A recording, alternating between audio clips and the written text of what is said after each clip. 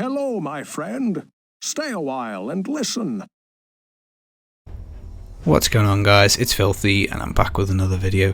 So today we're going to take a look at Elhain and we're going to do a champion guide on her. We're also going to have a bit of discussion. Is she worth 6-starring?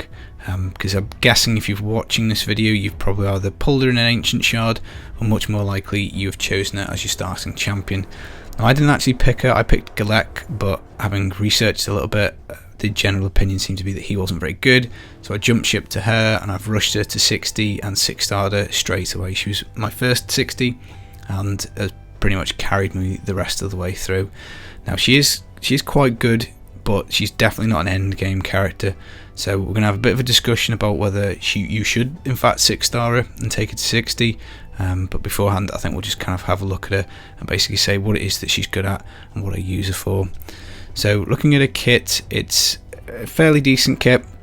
The A1 will attack one enemy, you'll get an extra attack if it's critical, so if you build it up with a 100% crit rate, I've obviously got a little bit over at the moment, but if you do get a 100% crit rate, you can get 2 hits out of this, so 2 hit A1, that's obviously pretty decent.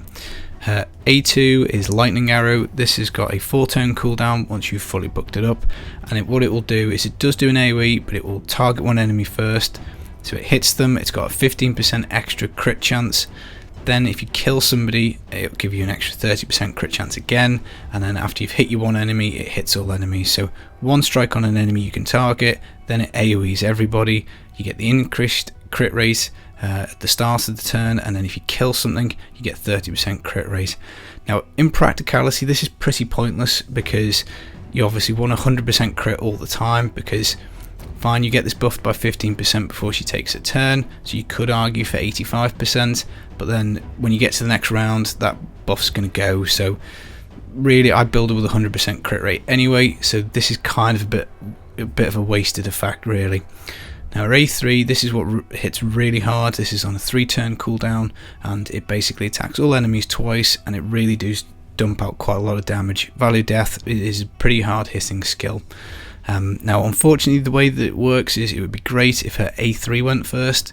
If it was on auto, then A2, then A1, but unfortunately what it does is because it's trying to get this increased crit rate effect for you, it will actually lead with the A2, which is a bit annoying because then it'll go Valley of Death next, and you really want that on cooldown first. So it's like an auto campaign farmer, she will be a little bit slow even if you're one-shotting stuff, which I'm not quite there yet. The build isn't quite good enough for me to do that, but you know, you never know, maybe in the future we'll be able to pick our skills, so her kit would obviously be a little better then. Now she also has the standard hero starter aura, which is ally HP increased by 15% in all battles. Now in terms of artifacts, you want to get her crit rate up to 100%. As I say, you don't want to be relying on those extra effects. They're nice whilst you start her off and gear her up. Obviously extra crit damage, obviously extra crit chance is just great, but you still want to gear her, I'd say 100% crit chance. Now when I started the game I had no clue what I was doing. I spent a lot of time trying to win tournaments and basically used all the free energy you get from the level upgrades to win a couple of tournaments. Which is great. It got me Relentless gear, but it absolutely crippled my progress, so maybe I'll make a mistakes video at some point. But I do like her with Relentless because if we want her kit, we want Valley of Death back as soon as possible, so Relentless will give us an 18% chance of an extra turn, so 1 in 5 turns roughly we get an extra go, and it just means that we're getting back to Valley of Death and maybe even her second skill, which still does hit pretty hard, Lightning Arrow, so you want to get back to those as quickly as possible. Now obviously not everyone is going to have Relentless gear, so if you don't have it, then what I'd say is maybe a sleep or stun set, something that will give you a bit more degree of control over the enemies, just in case you don't wipe them out with a one shot. But other than that, you're looking to stack attack, crit chance, crit damage, because one of the worst things about her really that makes her not particularly great for later content is her kit just doesn't do anything. You've got no weaken, there's no defense down, there's no buffing up attacks, there's no heals, so really it's just a straight flat damage. Can I knock you out with this character kit, which, you know, early game, mid game is useful to an extent, but late game there is just really not too much to be done with it. So from that point of view you want to build her up as damaging as possible. So Weapon's quite decent. I've got 3 crit rolls on there, so that's nice. Crit damage. I've got crit rate and crit damage on the shield. Crit rate gloves are pretty much essential just to get that crit rate up to 100%. Attack percentage on the chest is great, and I've gone for attack percent on the boots just to make sure she hits hard. When we go through a Masteries, we will look at some ways to get her speed up, and we're going to take as much speed as we can everywhere, because obviously speed is king in the game, particularly if you want to use it in arena as a nuker, which is probably going to be where I'm going to take her. But at the moment I'm just using it literally everywhere: spiders, golem, clan boss, the whole shebang.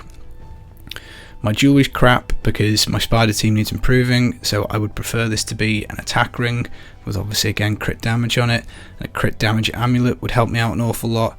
This is HP, so not ideal, and I just can't get that stupid spider to drop me a banner at the moment. So eventually I will find one and she will be improved, so maybe once I've got her completely and utterly specced up, I'll come back to her. And then I've basically used immortal gear that I've picked up somewhere just to give her a little bit of extra HP and a bit of healing in between turns. But a speed set would be good here, you know, defense if you wanted to make her a bit tougher, or just a savage, cruel attack, something that would give her a bit more damage. So again, I probably should re-gear her. I probably should stick some attack gear on for these 2 pieces, which would make her hit a little bit harder. So in terms of masteries, you're obviously going to want to take the offense tree, so you want to go crit rate, crit damage, obviously both very handy. Then we've got increased damage by 5% when attacking with full HP. I'm using him primarily as a campaign farmer, so that extra 5% is quite handy. For arena, I've got a team that can shield her, so again I do get a little bit of value out of that. If the shield goes on, then she will be attacking at full HP. Life Drinker will give an extra 5% damage when attacking below 50% HP, so if she does take a hit, she does do extra damage. Not the most useful thing in the world, but we'll take it. Whirlwind of Death, we increase speed by 6 for every enemy killed by this champion, up to 8. Obviously for campaign farming, great. As soon as you wipe out that first wave, you go up by 18 speed. That's quite a lot, so that's pretty good. Then we have Bring It Down, increased damage by 6% when attacking targets with higher HP. Kind of useful sometimes in arena if you're attacking something big and nasty, extra 6% damage, and I am using it on clan boss, so it is giving a little bit extra damage there. Cycle of Violence, so 30% chance of decreasing the cooldown of a random skill by 1 turn if you do more than 30% of the target's max HP. Again, really useful for campaign farming, you know, fairly useful for the dungeons. You can get the cooldown on a kit, you know, one in 3 hits maybe. If you're doing enough damage, you'll get cooldown reduction, and that is very handy. Methodical, we're going to get a 2% increased damage bonus, stacking up to 10%. Again, very handy for clan boss, just that little bit of extra damage, handy for dungeons. Blood Shield, so we're going to get a shield whenever we kill an enemy. Again, being a campaign farmer, for me at the moment, she's not set up well enough to just blast through all the waves, so the shield does help. So 15% of the max HP once per turn, so that's quite handy. And then War Master, because I've got her on my clan boss team, so just having that really, you know, big hit to the clan boss, and it is pretty good. So one thing I should say, guys, I did spend the gems to unlock the masteries, because again, I looked on a few videos, it seemed to be the right thing to do to make her much more powerful. Again, I might say that's a mistake. It may have been better to go for somebody else. Now, when I do get her off my clan boss team, which hopefully won't be too far, then what I'm probably going to do is, if I keep her as a nuker for the arena, swap over to Helm Smasher for a 50% chance of ignoring 25% target defense.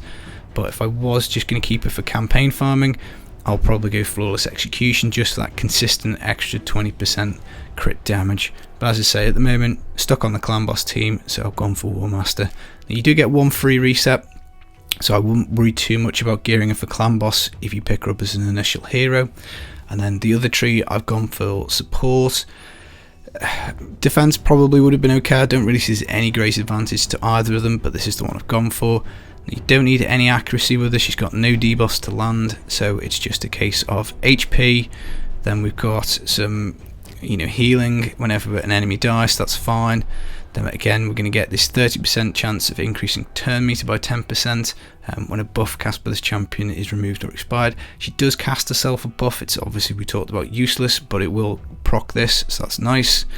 Then we have Cycle of Magic, 5% chance of decreasing cooldown by a random skill at the start of every turn. Again, we're just on about trying to cycle through her kit as quickly as we can to get back to the hard hitting ability.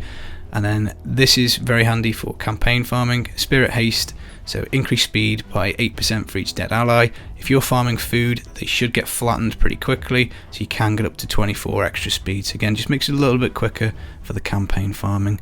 Now, to be honest, you can't really cock her masteries up because there's nothing really essential in a kit. You're just basically increasing her damage and increasing her toughness.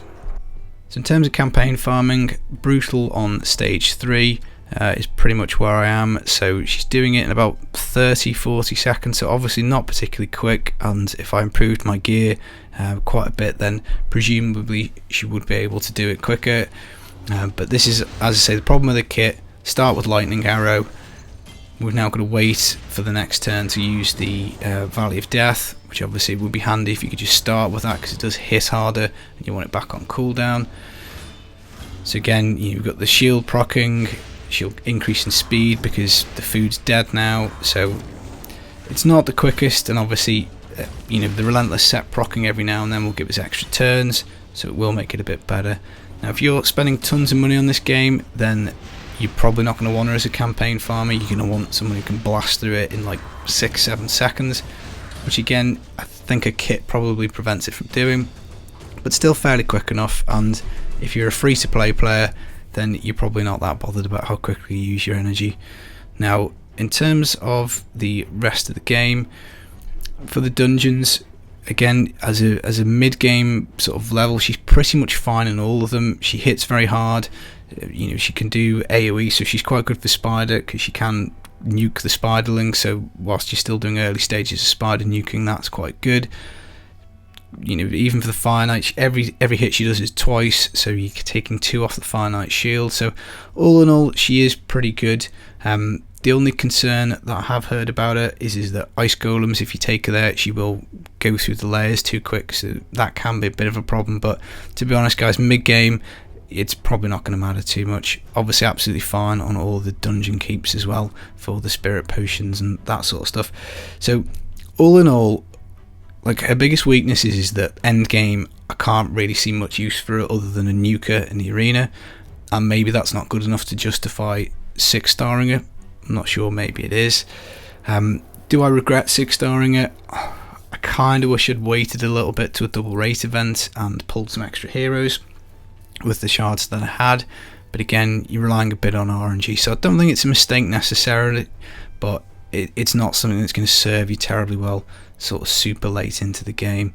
But as I say, she is pretty good in arena, she's pretty good on quite a lot of content, so I feel bad sort of chatting shade about her given she's probably my best and strongest character, and at the moment she does hit harder than my Biggin, which is obviously legendary, but he's not geared out particularly well. I've kind of tried to redo and made a bit of a mess of it, so he actually doesn't hit as hard as her, but I haven't run through his masteries, he's not fully ascended, I haven't got him a necklace, and his gear's probably a little bit worse as well. So all in all, at the moment she is kind of like my carry, and she can do a fairly good job at that. So what I would probably say is if you picked up a better hero than her, so maybe if you got Bellower, he'd be Void, you could use him in a bit more places, somebody who did AoE on all 3 attacks, then I probably would go for them. If you come across Kale, definitely 6-star him ahead of her.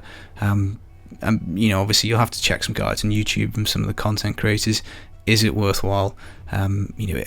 Basically, if you find someone better, you should 6-star them ahead of her. She's not got a kit that is absolutely amazing that you're going to use in endgame, but if she is the best you have, she will do a pretty good job of carrying you, like she has me, up to mid-game.